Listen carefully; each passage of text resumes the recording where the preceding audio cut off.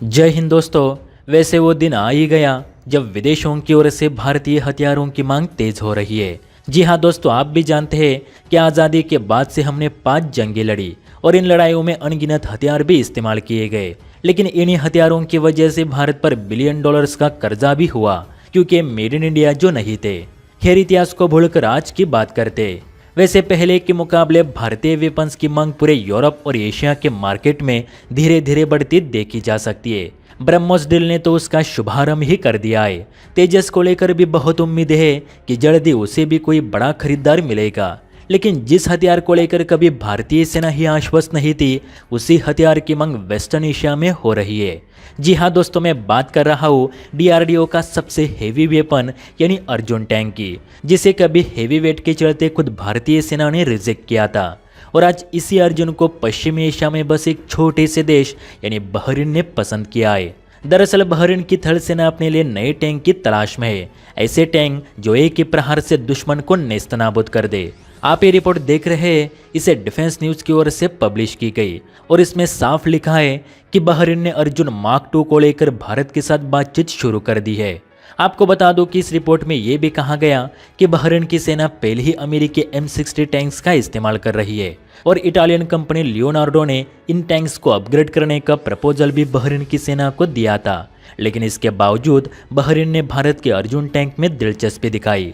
अब आप सोच रहे होंगे कि भारत का अर्जुन तो काफी हेवी टैंक है, खुद इंडियन आर्मी ने भी इसे रिजेक्ट किया था, तो बहरीन को इसमें ऐसा क्या दिखा कि उसने अमेरिकी टैंक्स के बदले अर्जुन को लेकर बातचीत शुरू कर दी। दरअसल दोस्तों, ये बात सही है कि कुछ इश्यूज के चलते इंडियन आर्मी ने अर्जुन को रिजेक्ट किया था, लेकिन अर्जुन के फीचर्स, मारक क्षमता या दूसरी चीज़ों को लेकर सेना की कभी शिकायत नहीं थी। वो बस यही चाहती थी कि डीआरडीओ इसका वजन कम करे ताकि हम इसे किसी भी जगह बिना दिक्कत के ट्रांसपोर्ट कर सके। आपको भी पता है कि भारत के राजस्थान और पंजाब का कुछ इलाका छोड़ दिया जाए तो दूसरे कहीं पर भी रेगिस्तानी इलाका नहीं देखा जा सकता, और भारत के जितने भी अर्जुन टैंक ऑपरेशनल है वे सभी इन्हीं रेगिस्तानी इलाकों में तैनात है। मेरे कहने का मतलब यही है कि रेगिस्तान में अर्जुन टैंक से बेहतर कोई भी तबाही मचाने वाली मशीन सेना के पास हो ही नहीं सकती, क्योंकि इन्हें बनाया ही गया पाकिस्तान से सटे रेगिस्तानी इलाकों में तबाही मचाने के लिए। और बहरीन की बात की जाए तो एक गल्फ कंट्रीज में आता है, मतलब सऊदी और कतर की तरह बहरीन का भी काफ़ी हिस्सा रेत से ढका हुआ है। ऐसे में उनकी सेना ऐसे टैंक चाहती है जो रेगिस्तानी इलाके में ऑपरेट करने में सबसे बेस्ट हो, वो रेत में धंसने की बजाय उस पर मक्खन की तरह दौड़े। और आपको बता दूं, अर्जुन रेत में भी 60 की स्पीड से दौड़ लेता है, और शायद यही कारण है कि अमेरिकी टैंक होने के बावजूद बहरीन अर्जुन को लेकर भारत से बातचीत कर रहा है।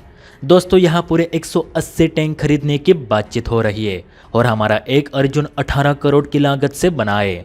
अगर अर्जुन बहरीन की सेना की सारी रिक्वायरमेंट पूरी कर देता है तो ये टेंडर भारत को मिलने की काफ़ी संभावना है, क्योंकि इस टेंडर में अर्जुन और अमेरिकी M60 टैंक के अलावा कोई और प्रतिस्पर्धी है ही नहीं। अगर दोस्तों आपको भीष्म और अर्जुन इनमें से किसी एक टैंक को चुनने को कहा गया तो आपकी पहली पसंद क्या होगी, T90 या फिर अर्जुन? नीचे कमेंट करके जरूर बताइए। जय हिंद। अच्छा सुनो, चैनल को सब्सक्राइब करो, उसके बाद घंटी बजा देना ताकि अगली वीडियो आपसे मिस ना हो पाए। Thank you.